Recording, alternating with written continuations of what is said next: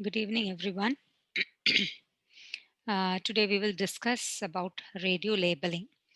So, radio labeling എന്താണെന്ന് പറയുന്നതിന് മുന്നേ we should know what is meant by radio label and where are the areas, which are the areas where we can make use of this radio labels and how they are helpful, especially in biological sciences. That is what we will be dealing with in this lecture. So, what exactly do you mean by radio labeling?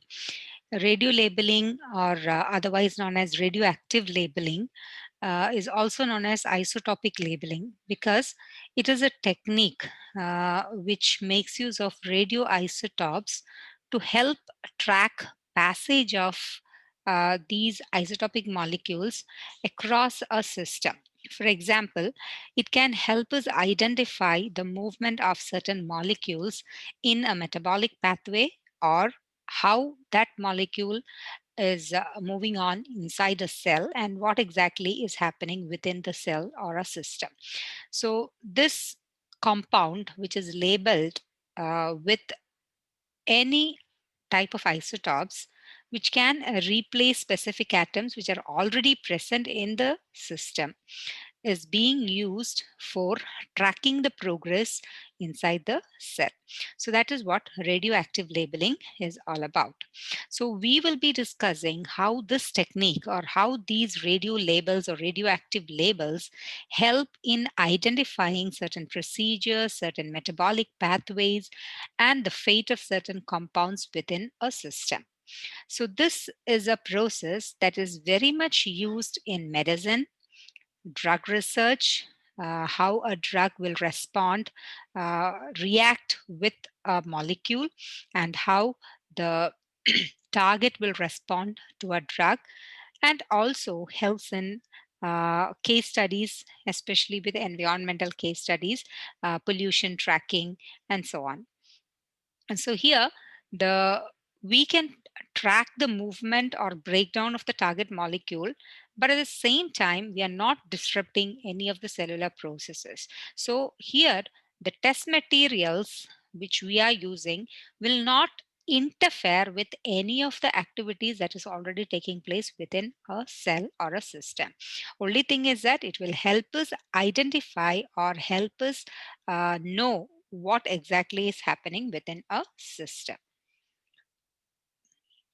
So some of the common examples for radioactive labeling, that is from our day-to-day life, the best thing that we can think about is how these radio labels are being used in medicine.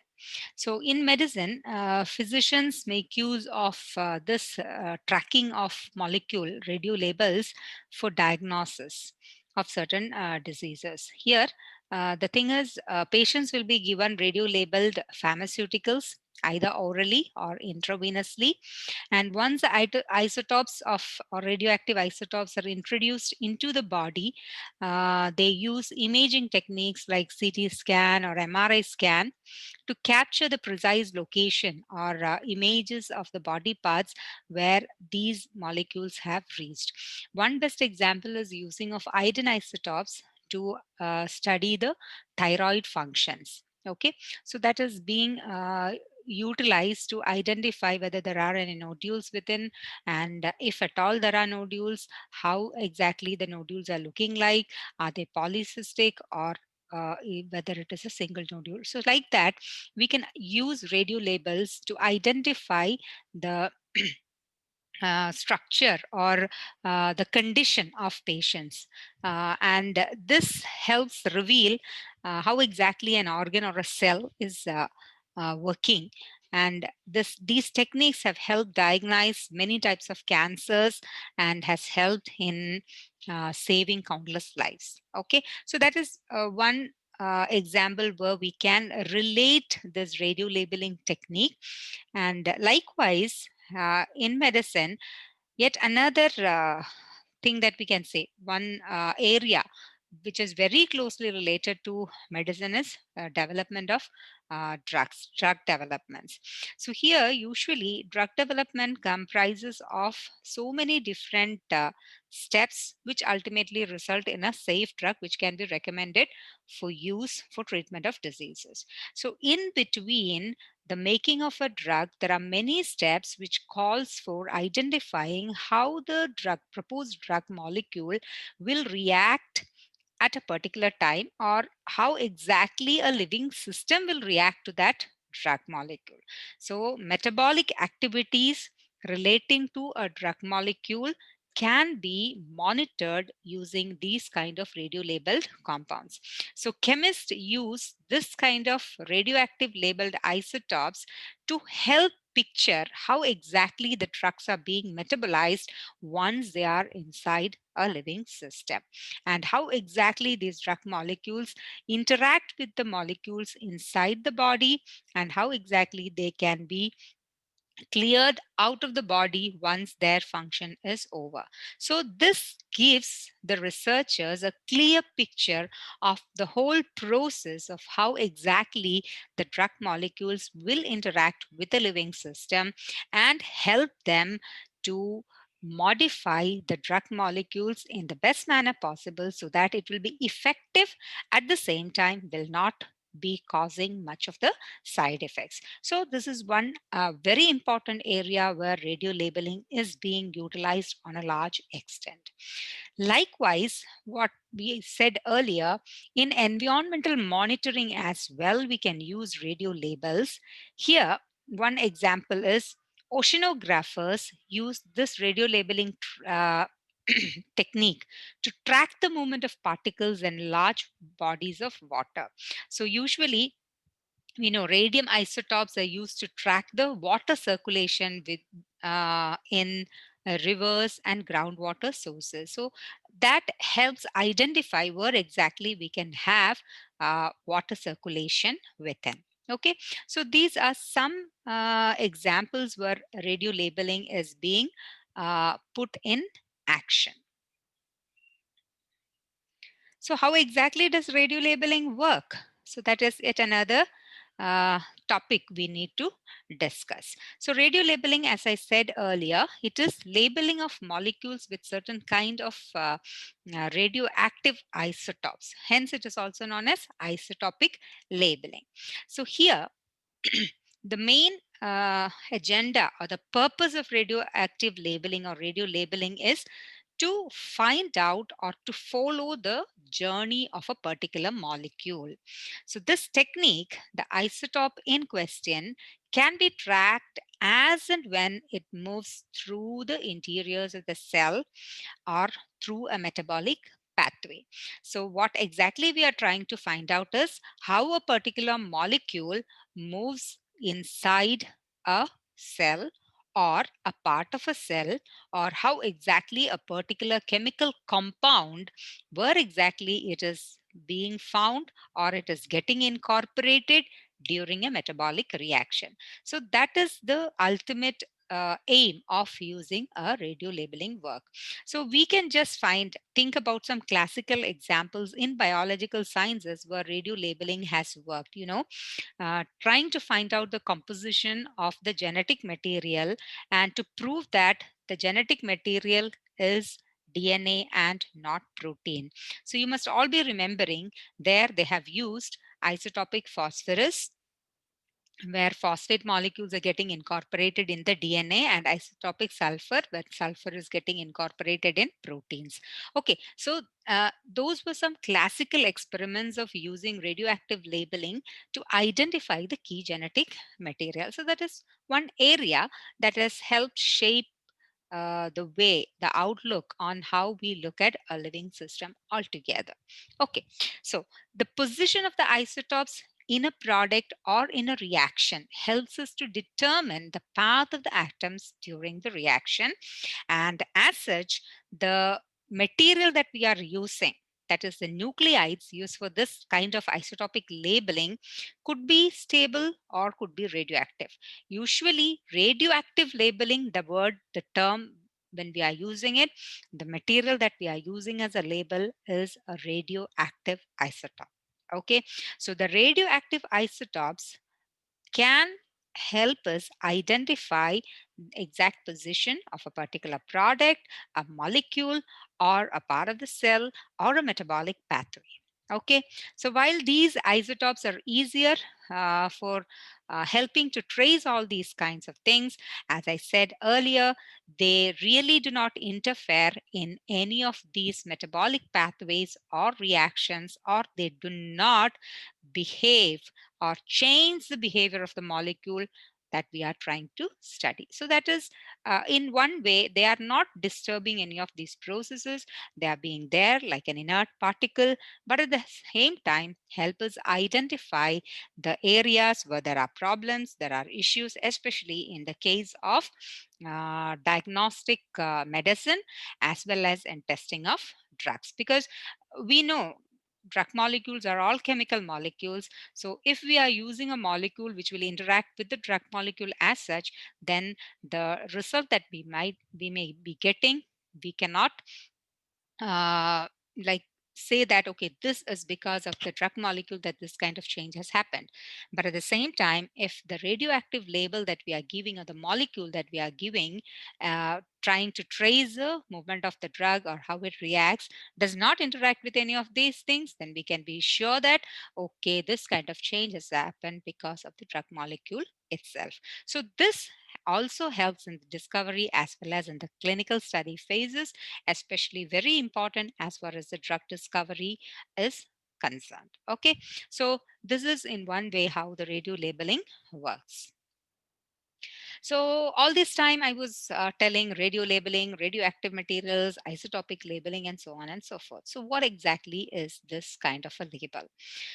Isotopes, as you all know, are elements which exist in two or more different numbers. That means they differ in the number of neutrons in the nucleus. The number of protons and the neutrons remains the same. Sorry, the electrons remain the same. The only difference is in the number of neutrons in the nucleus. So most of the time what happens is these isotopes are unstable, and as a result they undergo spontaneous nuclear changes. Such kind of spontaneous nuclear changes, which makes that kind of isotopes unstable, are known as transmutations. So when these transmutations are happening, there will be emission of certain particles, and some of these particles could be electromagnetic radiations. So, when we have an unstable isotope, there is every probability that these isotopes, being unstable, could undergo spontaneous nuclear changes, which are known as transmutations. And transmutations are often accompanied by emission of certain particles, and most of the time, these particles could be electromagnetic radiations like alpha rays, beta rays, gamma rays, and so on. Okay, so such atoms which can emit radiations are said to be radioactive, and such type of isotopes we call as radionuclides or radioisotopes. So those isotopes which are unstable and can emit radiations are said to be radioactive, and such isotopes we call them radioisotopes or radionuclides. It is this kind of isotopes we make use of in the technique called radio labeling or radioactive labeling.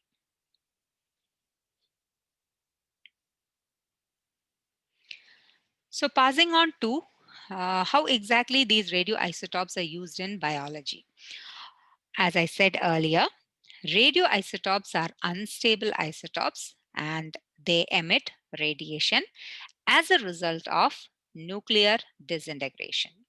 And as I said earlier, as you can see here, this is a molecule which can undergo transmutations, and they will be emitting radiations which are of different types.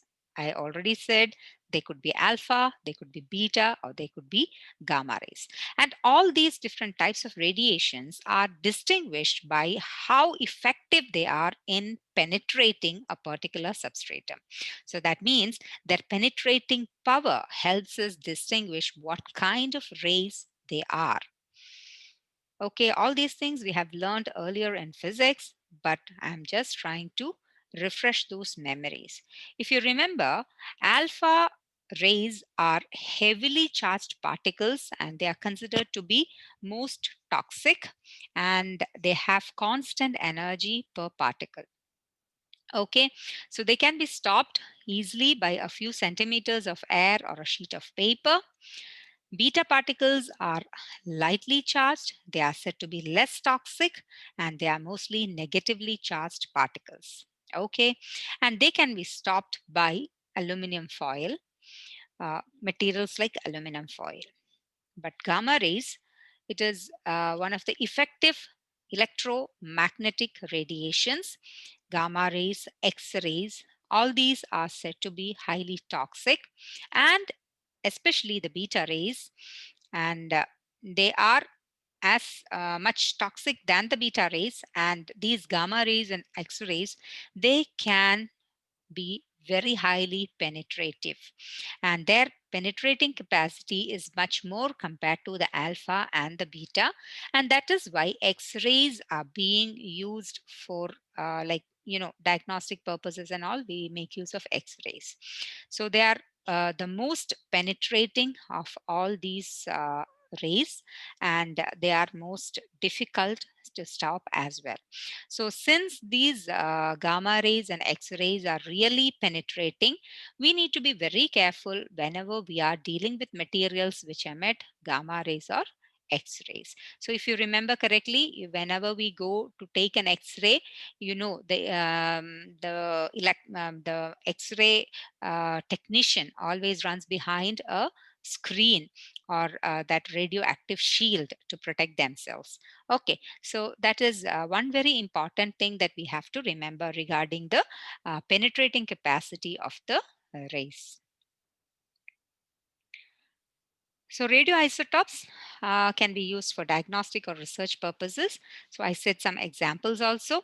So these radiations are, especially the gamma rays and the X-rays, can be introduced into the body, and the radioisotopes can be introduced into the body, which ultimately, uh, since they are unstable, they will undergo transmutation and they will start emitting radiations. And the radiations, gamma rays especially, can be detected, and it helps in identifying the particular anatomy of the person or the functioning of a specific organ, which can help us formulate appropriate treatment modalities. Okay, then when radioisotopes are used for tracing out this kind of anatomical study, as I said earlier, iodine 131 is being used for diagnosing the thyroid functions and all, such use is known as tracers. So when radioisotopes are used for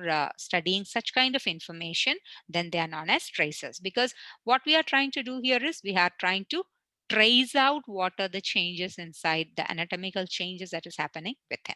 Okay, then radiation can be used as a therapy. We all have heard about radiation therapy, especially when we are dealing with cancer treatment. Okay, radiation therapy, we are using radioisotopes to treat or kill certain kinds of cells, that is the cancer cells. But we know that it need not be highly precise kind of a treatment, radiation therapy, because even if we are targeting these kind of radiations to particular group of cells, it can also penetrate to the surrounding cells as well. So we know that a patient, a cancer patient undergoing radiation therapy will be a little weak most of the times, can go back to have many side effects and all.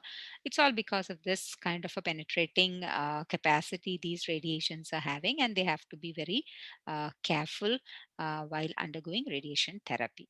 Okay, again, This kind of radioisotopes or radiations are used for sterilizing purposes, especially in case of medicine.